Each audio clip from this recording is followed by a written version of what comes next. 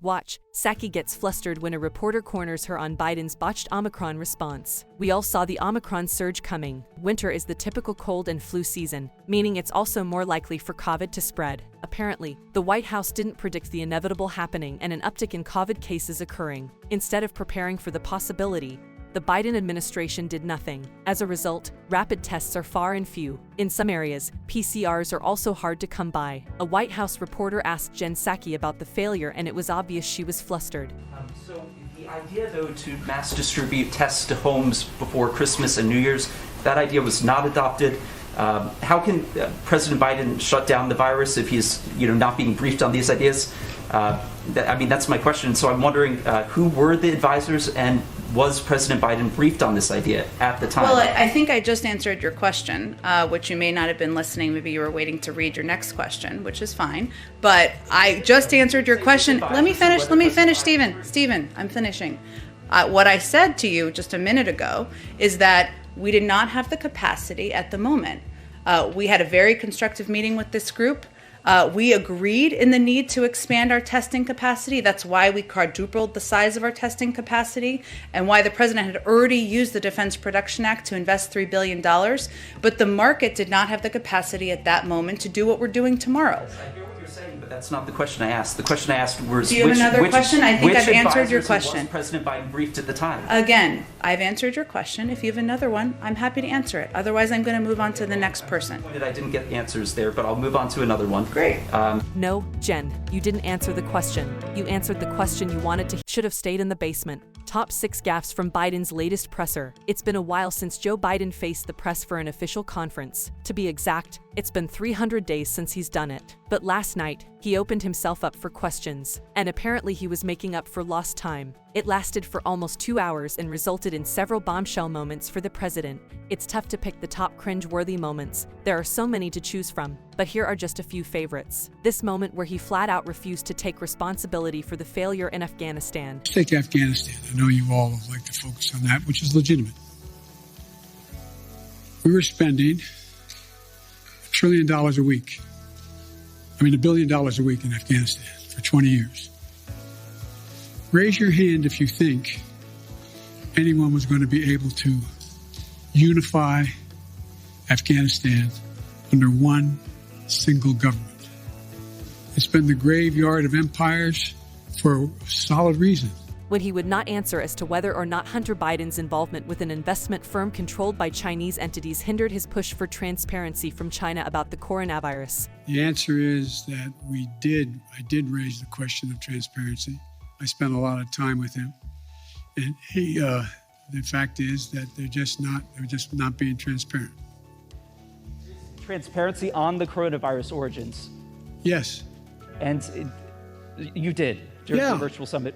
Is there a reason your press staff was unaware of that? And what did you say to the Chinese president? And they weren't with me the entire time. Look, I made it clear that I thought that China had an obligation to be more forthcoming on exactly what the source of the virus was and where it came from. Yes. When he was asked about why so many Americans doubt his mental fitness, and he replied with this really terrible answer. I'd like to raise a delicate subject, but with utmost respect for your life accomplishments and the high office you hold. A poll released this morning by Politico Morning Consult found 49% of registered voters disagreeing with the statement, Joe Biden is mentally fit. Wow. Not even a majority of Democrats who responded strongly affirmed that statement. Well, I'll let you all make the judgment whether they're correct.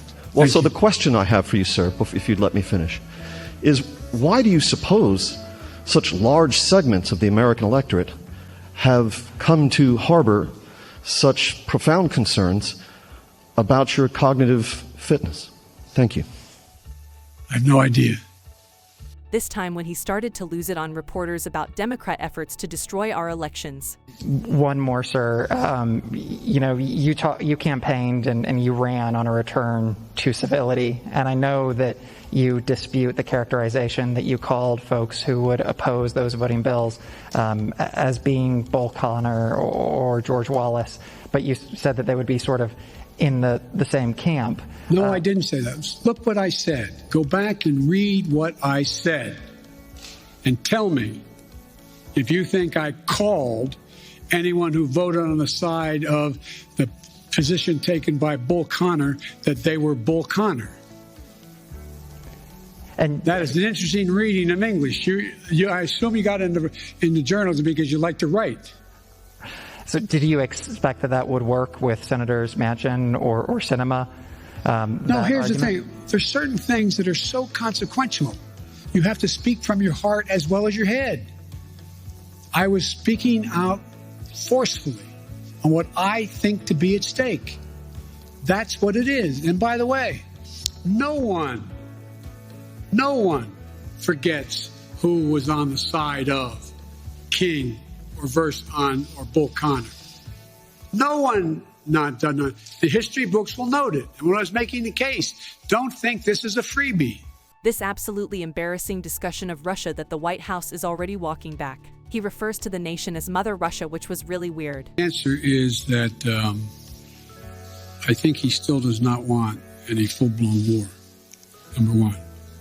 Number two, do I think he'll test the West, test the United States and NATO as significantly as he can? Yes, I think he will.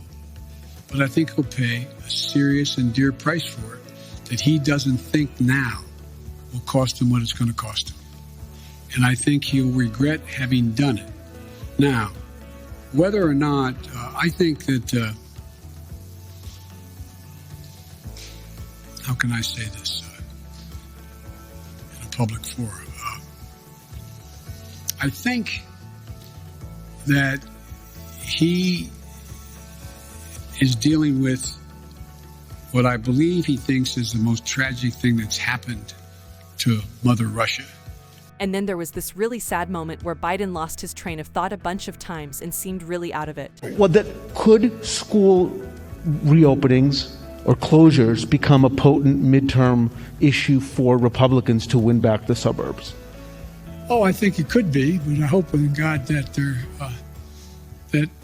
look,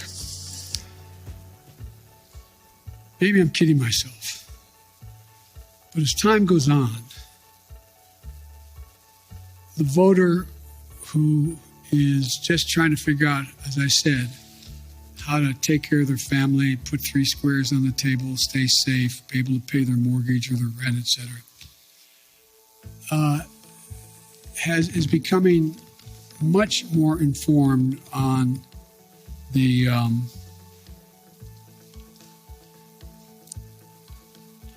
motives of some of the political players and some of the